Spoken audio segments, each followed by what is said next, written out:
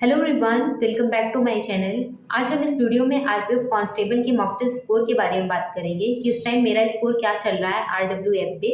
उसके बारे में बात करेंगे कि कौन से सब्जेक्ट में कितना नंबर बन रहा है। तो आरपीएफ कांस्टेबल की मॉक टेस्ट के बारे में बात करने से पहले मैं आपको टारगेट से रिलेटेड कुछ डाउट क्लियर कर देना चाहती हूँ। बहुत सारे लोग मुझसे आरपीएफ कांस्टेबल के टारगेट के बारे में पूछ रहे हैं, तो मैं उसको कम्युनिटी पोस्ट पे 5 या 10 दिन हो गए मैं पर डे अपलोड कर रही हूँ। आप उसको वहाँ से देख सकते हैं, अपना टारगेट वहाँ से फिक्स कर सकते हैं कि एसएससी जीडी और आरपीएफ कांस्टेबल दोनों के लिए है। आपका हर एक सब्जेक्ट वहाँ से कवर होता चला जाएगा अगर उसको आप फॉलो करेंगे। मैं कम्युनिटी पोस्ट पे पर डे बेस पे टारगेट में अपलोड कर देती हूँ। आप वहाँ से इस टाइम जीएस में स्टैटिक चल रहा है, जिसमें मैं अवार्ड्स और राइटर के बारे में मैंने 2 टॉपिक दिए हैं। अभी 2 टॉपिक कंप्लीट हो गया है। रीजनिंग के लिए मैं मॉक टेस्ट देती हूँ और मैथ के लिए मैं एक टॉपिक पर डे देती हूँ कि पर डे बेस पे आप 25-30 क्वेश्चन 40 क्वेश्चन को वहाँ से सॉल्व कर लीजिए। तो आप ऐसा भी कर सकते हैं। और रीजनिंग के लिए मैं एक मॉक टेस्ट देती हूँ। आपको कोई भी रेलवे का मॉक टेस्ट या फिर आप एसएससी का कोई भी मॉक टेस्ट जिसमें 25-30 क्वेश्चन हो, आप उसकी प्रैक्टिस कर सकते हैं। अगर आपको इंडिविजुअल टॉपिक का कोई एक टॉपिक का प्रैक्टिस करना है तो आप टॉपिक वाइज कर सकते हैं। अगर आपको मिक्स क्वेश्चन का करना है तो आप मिक्स क्वेश्चन का कर सकते हैं। और स्टैटिक जीके से रिलेटेड मैंने अपने टेलीग्राम पे एक लिंक डाला है। आप वहाँ से जाके उस लिंक को क्लिक करिए, आपको वहाँ पे स्टैटिक जीके के हर टॉपिक के सारे पीडीएफ मिल जाएंगे। तो आप इसको देख सकते हैं, सीरियल में दिए हुए हैं। आप बहुत अच्छे से एक टॉपिक को अपना पर डे बेस पे तैयार कर सकते हैं और उसकी प्रैक्टिस भी अच्छे से कर सकते हैं।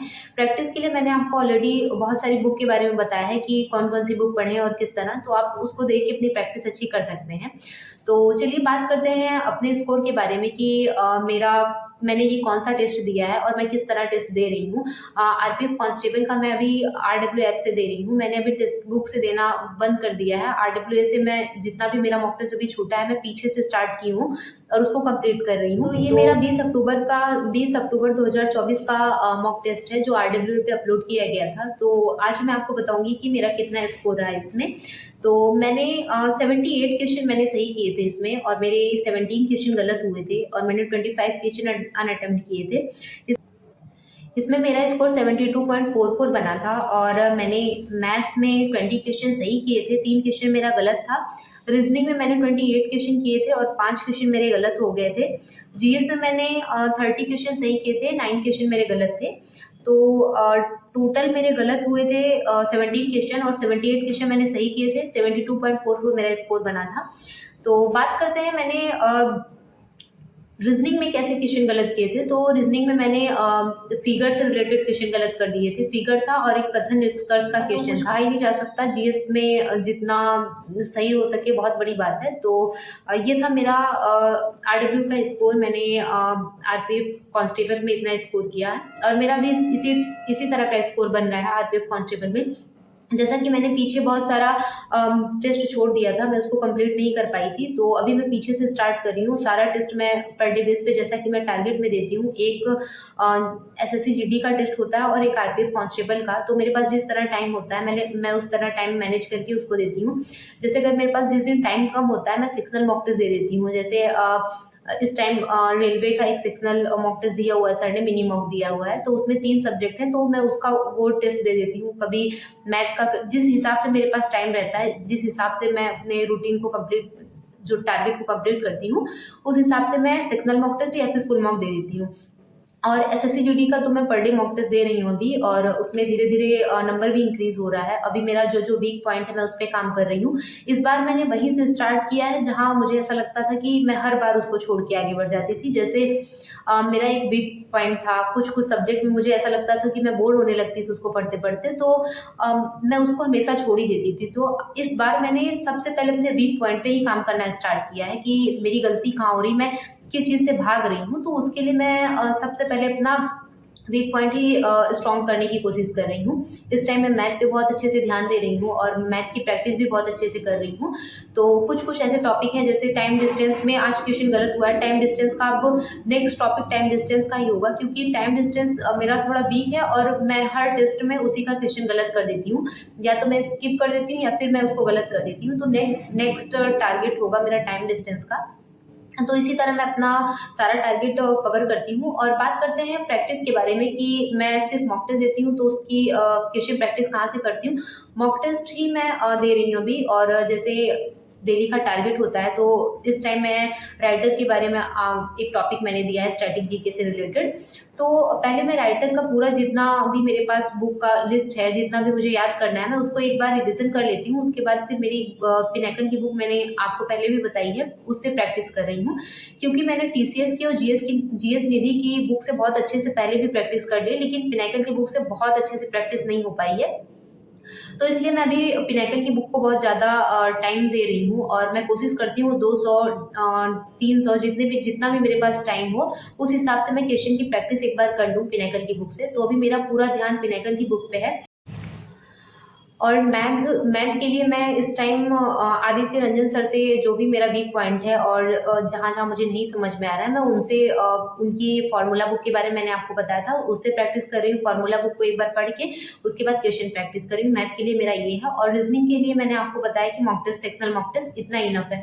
क्योंकि रीजनिंग में ये जो मैंने आज गलती की है, 5 क्वेश्चन मेरा गलत हुआ है, ये बहुत ऐसे टफ क्वेश्चन नहीं थे जो गलत हुआ, ये गलती से गलत हुए। मीन्स जैसे नॉर्मल क्वेश्चन था, उसमें सम और विषम बनाना था, तो उसको बहुत अच्छे से देख के एक बार टिक करना था, तो मैंने वहां गलत कर दिया। गिनने में मैंने गलती कर दी।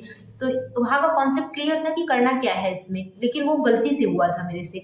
और जो भी स्टेटमेंट में क्वेश्चन गलत हुए थे, तो मेरे स्टेटमेंट की क्वेश्चन अभी कल भी मैंने जो मॉक टेस्ट दिया था, चाहे वो जीडी का हो, चाहे आरपीएफ कांस्टेबल का हो, तो उसमें एक दो कथन निष्कर्ष या कथन धारणा से क्वेश्चन गलत हो रहे हैं। तो मैं अब नेक्स्ट टॉपिक में रीजनिंग में क्या करूंगी कि जो भी मैं एनालिसिस करूंगी इसका, उसके बाद मैं उस टॉपिक को फिर से पढ़ूंगी। मीन्स उसका एक बार कॉन्सेप्ट अच्छे से देख लूंगी, किस तरह क्वेश्चन मेरे गलत हो रहे हैं, कहाँ से मैं बार बार गलती कर रही हूँ। तो उसको मैं पूरा एक टॉपिक पूरा अच्छे से पढ़ लूंगी। ऐसे आप भी करिए। अगर आप रीजनिंग का मिक्स क्वेश्चन का प्रैक्टिस कर रहे हैं और उसमें से आपको लग रहा है कि एक दो क्वेश्चन ऐसे हैं जो लगातार सेम मॉक टेस्ट में और हर जगह एक ही गलती हो रही है मुझसे, चाहे वो मॉक टेस्ट या फिर प्रैक्टिस सेट कोई भी प्रैक्टिस कर रहे हैं, आपको एक ही क्वेश्चन ऐसा लग रहा है कि एक क्वेश्चन बार बार गलत हो रहा है, तो उस पूरे टॉपिक को बहुत अच्छे से पढ़ लीजिए। अब मैं ऐसे ही करती हूँ। मैं मिक्स क्वेश्चन की प्रैक्टिस कर रही हूँ रीजनिंग के लिए, तो मैं सेम चीज़ करती हूँ। जो भी मुझे टॉपिक ऐसा लगता है, अभी इससे पहले मुझे कैलेंडर का लग रहा था, तो मैंने कैलेंडर को पूरा अच्छे से पढ़ा। और जो जो क्वेश्चन मुझे लग रहे थे कि ये नहीं बन रहे हैं, तो मैं सारे कॉन्सेप्ट को मैंने उसको क्लियर किया अपना। तो अभी इससे पहले मैंने कैलेंडर को कंप्लीट किया। अब बारी है ये कथन निष्कर्ष वाले जो क्वेश्चन गलत हो रहे हैं कहीं कहीं से। मैथ और रीजनिंग के लिए आप कुछ एडिशनल कर सकते हैं। जैसे मैंने आपको बताया कि एक टॉपिक ले लीजिए मैथ के लिए पर डे बेस पे। जैसे मैं टारगेट दे रही हूँ, तो पर डे बेस पे आप एक टॉपिक लीजिए, उसको पढ़िए अच्छे से। और जो भी मॉक टेस्ट आप लगा रहे हैं, अगर मॉक टेस्ट में भी मैथ में कोई क्वेश्चन गलत हुआ और सेम क्वेश्चन, जैसे मेरा टाइम डिस्टेंस का क्वेश्चन गलत हो रहा है, तो मैं next topic time and distance का लूंगी। अगर मेरे पूरे दिन के रूटीन में अभी मुझे टाइम मिल रहा है, तो मैं पूरी कोशिश करूंगी कि टाइम एंड डिस्टेंस आज से ही कवर करना स्टार्ट कर दूं, थोड़ा थोड़ा करके। लेकिन टाइम इतना होता नहीं, क्योंकि टारगेट भी बहुत लंबा है। जिस हिसाब से हम लोग सोच रहे हैं कि बहुत अच्छी प्रैक्टिस हो, जैसे अगर हम लोगों ने राइटर लिया है, तो राइटर की प्रैक्टिस बहुत अच्छे से हो जाए कि पिनाकल की बुक से, और उसमें इतने सारे क्वेश्चन दिए हो कि एक दिन में पूरा कवर करना बहुत मुश्किल है। तो अब इस टारगेट को ही कंप्लीट करना एक टास्क हो जाता है। तो उसको कंप्लीट करने के बाद अगर मेरे पास आज ही टाइम मिल रहा है, तो मैं उसको आज ही कवर कर लूंगी। 10-15 क्वेश्चन 20 क्वेश्चन उसका कर लूंगी। बट अगर नहीं मिल रहा है, तो मैं नेक्स्ट टॉपिक वही रखूंगी मैथ के लिए। और रीजनिंग का ये है कि अगर आप मिक्स क्वेश्चन लगा रहे हैं, उसमें कोई क्वेश्चन गलत हो रहा है, सेम पैटर्न पे एक ही क्वेश्चन गलत हो रहा है, तो आप उस टॉपिक को लिखिए और उसी टाइम उसको कवर कर लीजिए। आप अपने टारगेट से ही टॉपिक निकाल के नेक्स्ट डे या फिर उसी दिन उसको कवर कर सकते हैं। तो आप ऐसा भी कर सकते हैं। मैं सेम यही कर रही हूँ अभी अपने स्टडी में, कि मैं अपने टॉपिक टारगेट से ही निकाल रही हूँ। और सबसे पहले अपने वीक पॉइंट पे काम कर रही हूँ कि जो जो मुझसे गलती हुई है, कहाँ कहाँ गलती हुई मुझसे, उसको मैं पहले रख रही हूँ। तो अभी मेरा यही चल रहा है आरपीएफ कांस्टेबल और एसएससी जीडी के लिए भी। तो आप भी ऐसे अपनी प्रिपरेशन कर सकते हैं। पहले अपनी कमियों को देखिए कि कहाँ कहाँ मुझसे गलती हो रही है, उसको पकड़िए, उसके बाद उसी पे वर्क करिए। क्योंकि प्रॉब्लम वही क्रिएट कर रहा है। बहुत सारी चीज़ हम लोग पढ़ ले रहे हैं, लेकिन जो चीज़ पढ़नी चाहिए उसको हम लोग बार बार स्किप कर रहे हैं। जैसे बात करते हैं लूसेंट की, कि हम लोग लूसेंट से इतना भाग रहे हैं, बट कुछ भी कोई भी क्वेश्चन हो, करंट अफेयर्स हो, स्टैटिक को छोड़ के कोई भी क्वेश्चन हो एग्जाम में जीएस से रिलेटेड, आप एक बार अगर ढूंढेंगे तो लूसेंट में आपको जरूर मिल जाएगा। और हम लोग हमेशा लूसेंट से ही भागते हैं। तो इस बार मैंने बहुत अच्छे से लूसेंट को पढ़ने का पूरा मन बना लिया कि मैं पूरा अगर करूंगी तो लूसेंट से ही करूंगी, बहुत अच्छे से। जो जो टॉपिक मैं बार बार स्किप कर रही थी, इसको छोड़ देते, इसको बाद में पढ़ेंगे, उसको मैं पहले ही रख रही हूँ कि जो भी मुझे बोरिंग लग रहा है, लूसेंट पढ़ना बहुत सारे लोगों को बोरिंग लगता है क्योंकि बहुत लंबा होता है, 3-4 पेज पढ़ने में एकदम हालत खराब हो जाती है।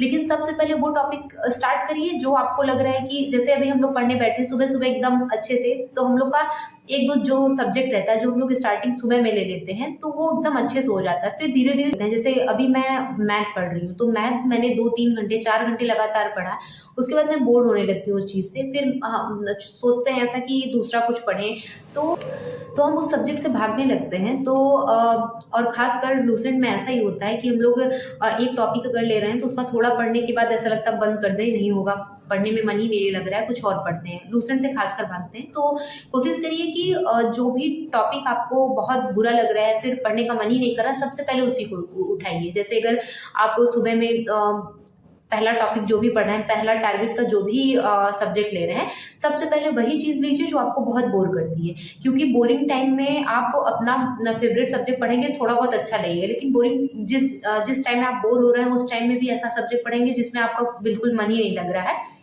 तो सच में पढ़ने का मन नहीं करेगा। तो जो भी आपको लग रहा है कि ये बहुत बोर होते हैं या फिर अच्छा नहीं लगता पढ़ने में, उसको सबसे पहले दिन के स्टार्ट में उसे लेके उसको खत्म कर दीजिए। तो इस हिसाब से आप पढ़िए और इस हिसाब से मैं भी कर रही हूँ। अभी जो मुझे सबसे बुरा लगता है मैं उसको सबसे पहले ले रही हूँ और उसी हिसाब से पढ़ रही हूँ और सबसे पहले अपने वीक पॉइंट पे काम कर रही हूँ। तो आप भी ऐसे कर सकते हैं और अपनी स्टडी को और अच्छा कर सकते हैं। पर डे बेस पे अगर आपसे मॉक टेस्ट देते बन रहा है, अगर आपके पास टाइम मिल रहा है तो पर डे बेस पे दीजिए, बट अगर नहीं बन रहा है तो एक दिन गैप करके दीजिए या फिर संडे संडे को दीजिए। और जो भी मॉक टेस्ट दीजिए उसका अच्छे से एनालिसिस करिए और अच्छे से पढ़ाई करिए। तो मैं भी इसी तरह पढ़ रही हूँ, आप भी मेरे टारगेट को फॉलो कर सकते हैं। किस हिसाब से मैं पर डे बेस पे अपना टारगेट अपलोड करती हूँ, आप उसको देख सकते हैं और अच्छे से अपनी पढ़ाई करिए। Thank you so much.